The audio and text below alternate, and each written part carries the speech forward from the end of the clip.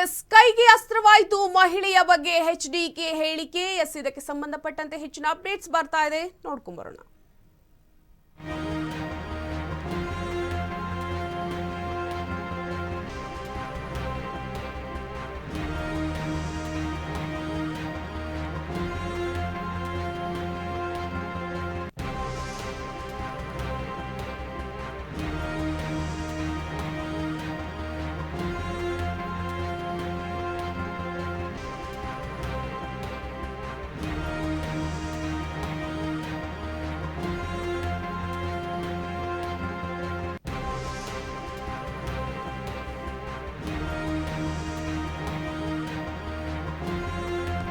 ಇದು ಕೈಗೆ ಅಸ್ತ್ರವಾಯಿತು ಮಹಿಳೆಯ ಬಗ್ಗೆ ಎಚ್ಡಿಕೆ ಹೇಳಿಕೆ.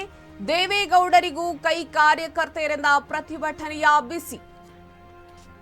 ದೇವೇಗೌಡರ ಸಮಾವೇಶಕ್ಕೆ ನುಗ್ಗಿದ ಕೈ ಕಾರ್ಯಕರ್ತೆಯರು.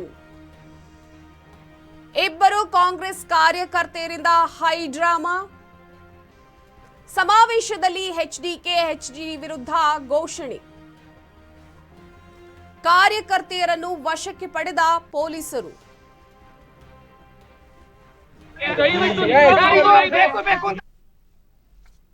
ಕಾರ್ಯಕ್ರಮಕ್ಕೆ ಪೊಲೀಸ್ನವರು ಬಂದಿಲ್ಲ, ಗೇಟ್ ಅಲ್ಲಿ ನಿಂತವ್ರೆ. ಒಳಗಡೆ ಒಬ್ಬ ಕಾನ್ಸ್ಟೇಬಲ್ ನ ಕಳಿಸಿಲ್ಲ. ಯಾರು ಬಂದು ಯಾರು ಶೂಟ್ ಮಾಡ್ತಾರೆ? ಮಾಜಿ ಪ್ರಧಾನಿಗಳಿಗೆ ಯಾರು ಕೊಡ್ತಾರೆ ಸೇಫ್ಟಿನ? ಇವರು ನಾನು ಕೇಳೋದು ತುಮಕೂರು ನಗರ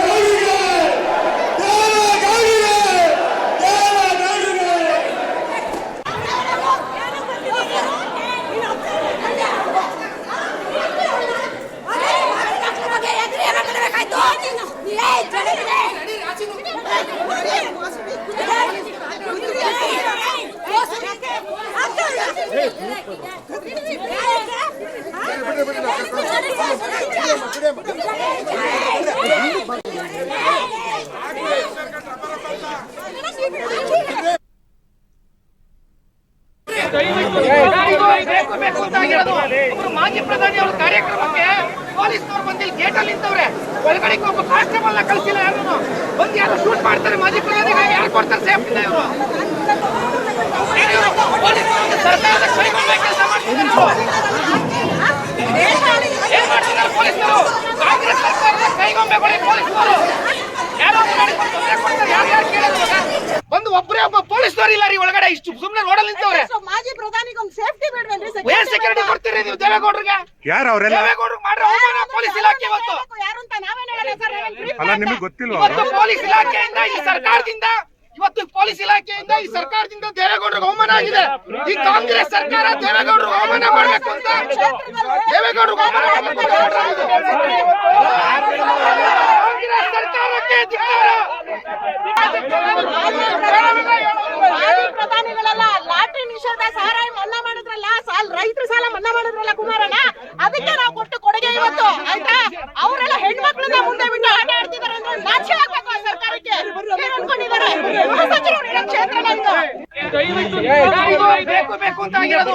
ಒಬ್ರು ಮಾಜಿ ಪ್ರಧಾನಿ ಅವರ ಕಾರ್ಯಕ್ರಮಕ್ಕೆ ಪೊಲೀಸ್ನವರು ಬಂದಿಲ್ಲ, ಗೇಟ್ ಅಲ್ಲಿ ನಿಂತವ್ರೆ. ಒಳಗಡೆ ಒಬ್ಬ ಕಾನ್ಸ್ಟೇಬಲ್ ನ ಕಳಿಸಿ.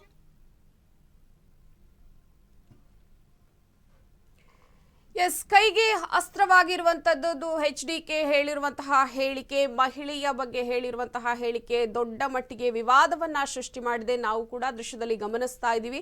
ಎಸ್ ಇದಕ್ಕೆ ಸಂಬಂಧಪಟ್ಟಂತೆ ಹೆಚ್ಚಿನ ಮಾಹಿತಿಯನ್ನು ಕೊಡೋದಕ್ಕೆ ನೇರ ಸಂಪರ್ಕದಲ್ಲಿದ್ದಾರೆ ಡೆಸ್ಕ್ ಲೈವ್ ನಿಂದ ಅಕ್ಷತಾ. ಎಸ್ ಅಕ್ಷತಾ, ಏನಿದು ಒಂದು ದೊಡ್ಡ ಮಟ್ಟಿನ ಒಂದು ಗಲಾಟೆ ನಡೀತಾ ಇರುವಂತದ್ದು, ಕೈ ಕಾರ್ಯಕರ್ತೆಯರು ಸಾಕಷ್ಟು ಪ್ರತಿಭಟನೆಯನ್ನ ನಡೆಸ್ತಾ ಇದ್ದಾರೆ. ನಾವು ಕೂಡ ದೃಶ್ಯದಲ್ಲಿ ಗಮನಿಸ್ತಾ ಇದೀವಿ. ಬಹಳ ಗಂಭೀರವಾಗಿ ತೆಗೆದುಕೊಂಡಿರುವಂತಹ ವಿಷಯ ಅಂತಾನೆ ಹೇಳ್ಬಹುದು. ಒಟ್ಟಾರೆ HDK ಹೇಳಿರುವ ವಿಷಯ ಯಾವ ರೀತಿಯಾಗಿ ಒಂದು ವಿವಾದವನ್ನ ಸೃಷ್ಟಿಸಿದೆ ಇಲ್ಲಿ? ಮೊನ್ನೆಯ ದಿನ ಅಂತಂದ್ರೆ ತುಮಕೂರಿನಲ್ಲಿ ಮಾಜಿ ಸಿಎಂ HD ಕುಮಾರಸ್ವಾಮಿ ಅವರು ರ್ಯಾಲಿಯನ್ನ ಮಾಡ್ತಿರ್ತಾರೆ. ಅಂದ್ರೆ 2024ರ ಲೋಕಸಭೆ ಚುನಾವಣೆಗೆ ಬಿಜೆಪಿ JDS ಒಂದು ರೀತಿಯಲ್ಲಿ ಪ್ರಚಾರ ಮಾಡ್ತಿರ್ಬೇಕಾದ್ರೆ ಕಾಂಗ್ರೆಸ್ ಕೂಡ ತನ್ನ ಪ್ರಚಾರ ಮಾಡ್ತಾ ಇದೆ. ಹಾಗಾಗಿ ಎರಡೂ ಪಕ್ಷಗಳು, ಒಂದು ಮೈತ್ರಿ ಪಕ್ಷ ಮತ್ತೆ ಕಾಂಗ್ರೆಸ್, ತನ್ನ ರಣತಂತ್ರವನ್ನ ರೂಪಿಸಿದೆ. ಈಗ ನಿನ್ನೆ ಬಿಟ್ಟು ಮೊನ್ನೆ ಮಾಜಿ ಸಿಎಂ ಕುಮಾರಸ್ವಾಮಿ ಅವರು ಮಾತಾಡ್ತಾ ಕಾಂಗ್ರೆಸ್ನ ಗ್ಯಾರಂಟಿಗಳ ಕುರಿತು ಮಾತು ಹೇಳ್ತಾರೆ. ಗ್ಯಾರಂಟಿ ಯಾವುದು ಕೂಡ ಸರಿ ಇಲ್ಲ ಅನ್ನುವಂತಹ ಮಾತುಗಳನ್ನ ಹೇಳ್ತಾ, ಈ ಮಾತೇ ಹೇಳುವ ಭರದಲ್ಲಿ ಅವರು ಏನು ಹೇಳ್ತಾರೆ ಅಂತಂದ್ರೆ, ಈ ಗ್ಯಾರಂಟಿ ಯೋಜನೆಯಿಂದಾನೇ ತಾಯಂದಿರು ದಾರಿ ತಪ್ಪಿದ್ದಾರೆ ಅನ್ನುವಂತಹ ಮಾತನ್ನ ಹೇಳಿ ವಿವಾದಕ್ಕೀಡಾಗ್ತಾರೆ. ನಿನ್ನೆಯ ದಿನ ಅದಕ್ಕೆ ಬಹಳಷ್ಟು ಆರೋಪಗಳಿಗೆ ಒಳಗೀಡಾಗ್ತಾರೆ. ಸ್ಪೆಷಲ್ ಆಗಿ ಹೇಳಬೇಕು ಅಂತಂದ್ರೆ DCM DK ಶಿವಕುಮಾರ್ ಅವರು ಸಹ ಪ್ರಶ್ನೆ ಮಾಡ್ತಾರೆ. ಈ ರೀತಿಯಾಗಿ ಒಂದು NDA ಒಕ್ಕೂಟದಲ್ಲಿ ಈ ರೀತಿ ಮಾತಾಡ್ತಾರೆ ಅಂತಂದ್ರೆ ನಿಮ್ಮ ಪಕ್ಷದವರು ಹೀಗೆ ಇಂಥವರನ್ನ ಯಾಕೆ ನೀವು ಸೇರಿಸ್ಕೊಳ್ತೀರಿ? ಇದು ತಾಯಿಯಂದ್ರಿಗೆ ಮಾಡುವಂತಹ ಅವಮಾನ ಅಂತ ಸಹ ಅವರು ಹೇಳ್ತಾರೆ. ಎಲ್ಲೋ ಒಂದ್ ಕಡೆ ನಮ್ಮ ಗ್ಯಾರಂಟಿ ಯೋಜನೆ ತುಂಬಾ ಪೂರಕವಾಗಿದೆ, ಈ ರೀತಿ ತಾಯಂದ್ರ ಬಗ್ಗೆ ಹೇಳಿಕೆ ಕೊಡುವಂಥದ್ದು ಅವಹೇಳನಕಾರಿ ಅಂತ ಹೇಳಿ DCM DK ಶಿವಕುಮಾರ್ ಅವರು ಹೇಳ್ತಾರೆ. ಅದಾದ ನಂತರ ನಿನ್ನೆ ಸುದ್ದಿಗೋಷ್ಠಿಯನ್ನ ಮಾಡ್ತಾರೆ ಮಾಜಿ ಸಿಎಂ HDK ಅವರು. ಅಲ್ಲಿ ಅವರು ಹೇಳ್ತಾರೆ, ನನ್ನ ಮಾತು ಕೇವಲ ಕಾಂಗ್ರೆಸ್ನ ಗ್ಯಾರಂಟಿ ಕುರಿತಾಗಿತ್ತು. ಕಾಂಗ್ರೆಸ್ನ ಗ್ಯಾರಂಟಿ ಯಾವುದೂ ಸರಿ ಇಲ್ಲ, ರಾಜ್ಯಕ್ಕೆ ಅದು ಏನು ಕೂಡ ಒಳಿತು ಮಾಡಿಲ್ಲ. ಆ ಭರದಲ್ಲಿ ನಾನು ಈ ಮಾತನ್ನ ಹೇಳಿದ್ದೇನೆ. ನನ್ನ ಕಡೆ ತಪ್ಪಾಗಿದೆ. ಒಂದು ವೇಳೆ ಹೆಣ್ಮಕ್ಳಿಗೆ ಅಥವಾ ತಾಯಂದ್ರಿಗೆ, ಮಹಿಳೆಯರಿಗೆ ನನ್ನ ಮಾತಿನಿಂದ ನೋವಾಗಿದ್ರೆ ಅದಕ್ಕೆ ನಾನು ವಿಷಾದಿಸ್ತೇನೆ ಅಂತ ಕೂಡ ಪ್ರತಿಕ್ರಿಯೆಯನ್ನ ನೀಡಿದ್ರು.